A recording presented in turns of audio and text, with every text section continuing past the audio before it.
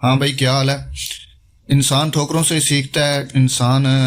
گھومنے پھرنے سے ہی چیزیں سیکھتا ہے۔ دنیا میں جتنا بھی آپ اپنے گلی محلے سے، اپنے ملک شہر سے باہر نکلیں گے تو آپ کو بڑی بڑی چیزیں ملیں گی، دیکھنے کو ملیں گی، سیکھنے کو ملیں گی۔ تو ایسے ہی میں جب پاکستان سے یہاں پر آیا تو کافی ساری چیزیں دیکھنے کو ملیں جو کہ شروع میں بڑی عجیب لگی تھی، لیکن آہستہ آہستہ جب ریلائز ہوا تو پتہ چلا کہ یہ چیزیں تو بہت اچھی ہیں، اور یہ تو ترکی جو ہے ابھی تو اخلاقی طور پر بھی یہ قوم ہم سے بہت آگے نکل چکی ہے۔ اسی طرح ہوتا ہے کہ ہمیں پاکستان میں تو لوگوں نے اور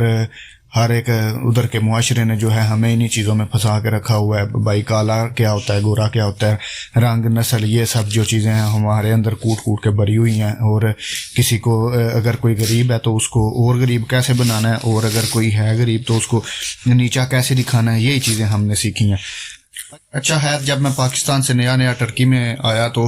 جہاں میں پہلی دفعہ فیکٹری میں جاب کر رہا تھا، وہاں پر ہم لڑکے اور لڑکیاں جو ہے سارے مل کر اکٹھے کام کیا کرتے تھے۔ تو ہمارے ساتھ کچھ نائجیرین لڑکیاں بھی کام کرتی تھیں۔ تو ہم تھوڑے پرانے تھے چونکہ، تو ہمیں تو ادھر کے ماحول کا پتہ چل گیا ہوا تھا، کیا سسٹم ہے، کیا طریقہ کار ہے۔ تو ان دنوں جو ہے نا سردیوں کا موسم تھا، تو بارش وغیرہ ادھر جو ہے نا سردیوں میں ہوتی رہتی ہے۔ تو ایک دن بارش ہو رہی تھی تو وہ لڑکی جو ہے نا نئی ایک کام پہ لگی تھی ہمارے ساتھ، تو وہ آئی تو اوون ٹائپ جو ہے نا بڑی مشین بنی ہوئی تھی جو بہت ہیٹڈ ہوتی تھی، اس کے آگے جو ہے نا ہم ہاتھ پیر کبھی کبھی جب زیادہ سردی لگتی تھی تو ہم ذرا سیک لیا کرتے تھے۔ تو ایک دن ہوا ایسا کہ باہر بارش لگی ہوئی تھی، صبح کام پہ آئے تو وہ لڑکی بھی ایک جو نائجیرین تھی وہ بھی آئی،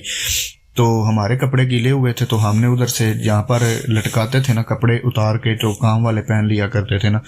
تو ہم نے ادھر سے اٹھا کر اپنے کپڑے جو ہے نا ادھر لٹکائے، ادھر اس کے اوون کے پاس، جو اوون وہ بڑا اوون تھا سائز کے لحاظ سے، تو وہاں پر ہم نے لٹکائے۔ اور تھوڑی دیر بعد جب ہم نے دیکھا تو وہ لڑکی جو ہے نا ٹھر ٹھر کر رہی تھی، سردی اس کو لگی ہوئی تھی، تو اس نے کپڑے بھی وہی گیلے پہنے ہوئے تھے، شوز اس نے جو اتارے تھے اس نے نیچے پاؤں میں چپل پہنی ہوئی تھی۔ اچھا، یہ سارا ماجرا ہم نے بھی دیکھا ہوا تھا، لیکن ہمارے سر پہ جوں تک نہیں رہیں گی۔ وہی ہم بھی ادھر سے ہی آئے ہوئے تھے نا، ہم کون سا جو ہے نا بڑے، تو ہوتا ایسے ہے کہ 10-15 منٹ بعد اتنے میں جو ہے نا ہمارا جو پاترون تھا نا، مالک تھا جو فیکٹری کا، وہ بھی اتنے میں آ جاتا ہے وہ بھی۔ تو وہ جب ہم سب کو دیکھتا، پھر چلو ایک دفعہ ہیلو ہائی ہوتی ہے اس سے، تو پھر اس نے اس لڑکی کو بھی دیکھا تو اس سے